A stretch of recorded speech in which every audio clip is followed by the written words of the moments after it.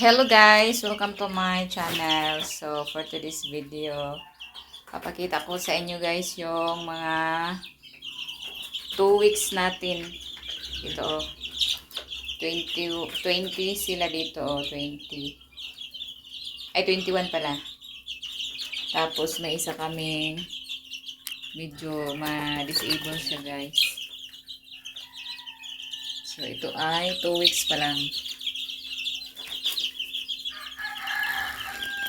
So, ito yung bali brother natin. Dito natin sila kinikip kasi para maiwasan yung mga lamok.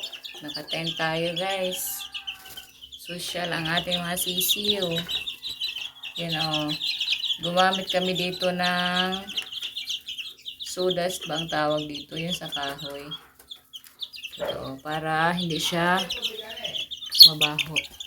Ito yun. Ito guys, oh. Itong mga hybrid natin ng mga sisiyo. Yan. So, ang nilagay kong patubig nila ngayon is ang Broxetel. May programa kasi tayong sinusunod, naka-vitamins. Ano yung gamit namin na vitamins? Vitamin Pro. Tsaka minsan din gumagamit din kami ng Progency. So anad sila guys. Anad oh. So 2 weeks sila ngayon. Ayan. 20 sila lahat. At dito na naman tayo guys sa ating bagong pisa, sisiyo. Ito oh, natural hatch. Yan. Bali guys, may 5 sisiw lang siya. Kaala kasi namin hindi siya maglilimlim. Yun pala, naglilimlim. So yung ibang itlog niya nalagay namin sa incubator.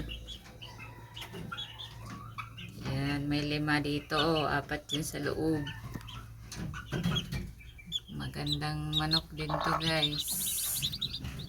Yan, nakatago para safety daw yung mga ano niya, mga manok niya, mga sisiyo.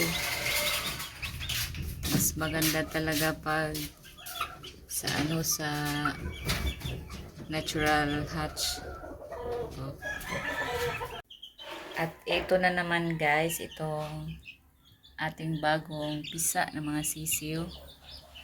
So dito muna namin sila pansamantalang nilalagay sa karton para din maging safe sila. Saka maiwasan natin yung mga kagat-kagat ng lamok. So gumamit kami dito ng lagyan talaga ng tila guys kasi yung mga ipots nila, so sinusunod ko to guys, sinusunod namin, mga tinicheck namin to after mga isang oras ganun. So tinitingnan namin guys, baka may mga ipots at kinukuha namin. So ano pa sila guys, 2 araw pa to.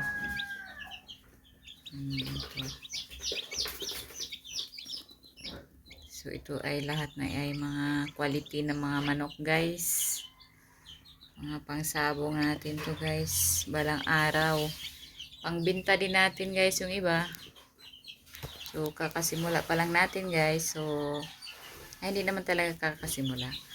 Isang taon na din kami dito guys sa pagmamanok. Pero ngayon lang din kami nagkaganito na medyo madami-dami na rin. Hindi naman sa ganun, hindi naman sa madami talaga.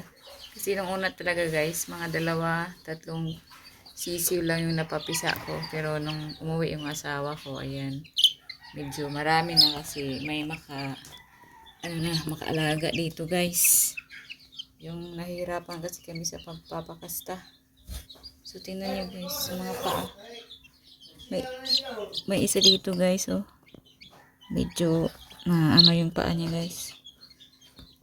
Saan yun? I-exercise lang natin to siya araw-araw. Tumago.